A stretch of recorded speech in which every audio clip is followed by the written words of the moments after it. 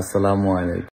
জি দি ওয়ালাইকুম আসসালাম। চৌধুরী ভাই, শুধু চৌধুরী ভাই বললে ভুল হবে, গ্রামের চাচাতো ভাইয়ের আইডল বিটিএস নকল ন্যাংটা মেয়েদের ওটিভি। তো এটা কি আসলে সত্য না পাবলিককে চুদিয়ে বানাইতেছেন?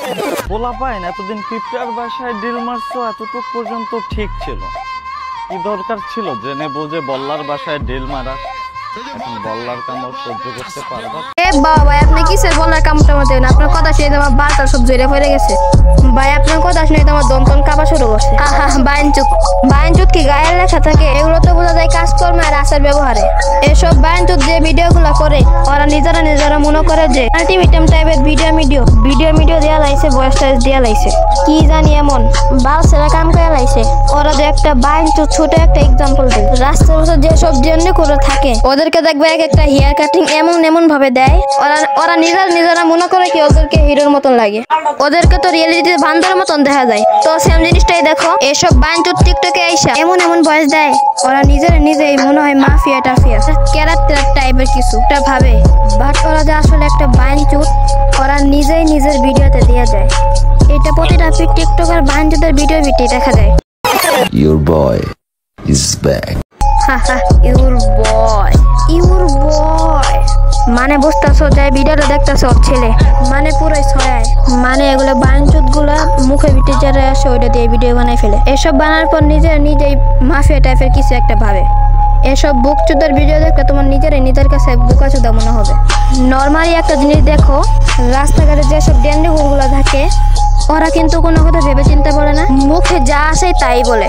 ওদের মুখের ভাষা কিন্তু রাবিশ থেকে আসে, রাবিশ। আর এদিকে শিক্ষিত একটা পার্সোনাল বেদায় দেখো, একটা কথা বলার আগে নিম্নত 2 সেকেন্ড হয়তো বা ভাববেই এইসব কথা কি তার বলা রাইট হবে নাকি রং হবে। আর এদিকে দেখো একটা টিকটকার খানকির বলা সেম ড্রেস আর ডেন্ডিখুরগুলা মুখে ভিটে যখন যা আসবে তাই বলবে, কোনো ভাবি সিস্টেম নাই। 10 কোটি টাকা দিয়ে ব্র্যান্ড নিউ কার নিয়ে নিলাম আর তোমরা এখনো বৈশা আসছো।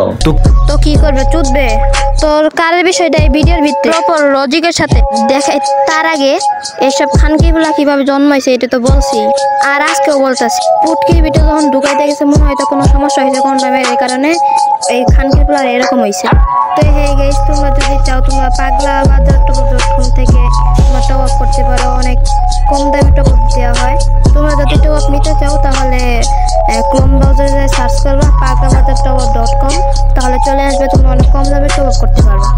তো গাইস, আমি ইউটিউবের নতুন, তোমরা আমাকে সাবস্ক্রাইব করো, লাইক করো, শেয়ার করো। আমি তোমাদের জন্য অনেক মজাদার ভিডিও আনবো। করা যাক আজকের video. So hey guys, welcome.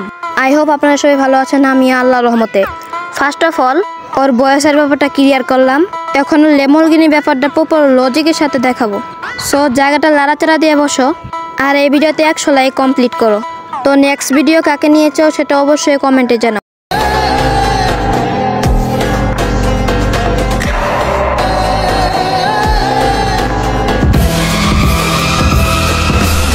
ওরে বাবা, কি বায়নচুত!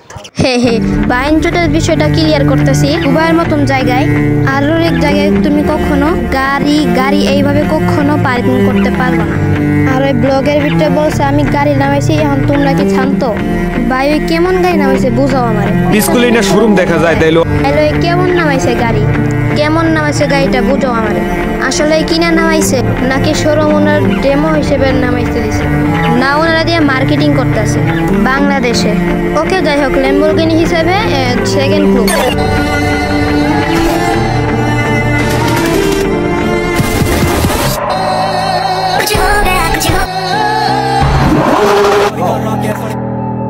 তেমন কিছু না গাইস,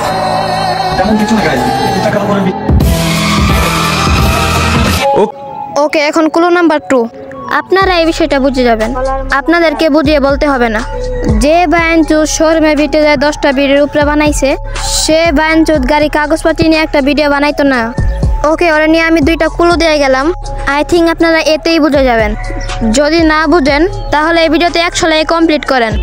যদি লাইক কমপ্লিট করতে পারেন তাহলে কালকে আমি ওকে নিয়ে একটা ভিডিও দিব। তো তোমরা কি করতেছো, পেনের ভিতর থেকে হাতটা বের করে সুন্দর মতন লাইকটা করে দাও আর সাবস্ক্রাইবটা করে দাও আর কমেন্ট করে দাও নেক্সট ভিডিও কাকে নিয়ে চাও। তো দেখা হবে অন্য একটা ভিডিওতে। গুড বাই, আল্লাহ হাফিজ, টেক কেয়ার।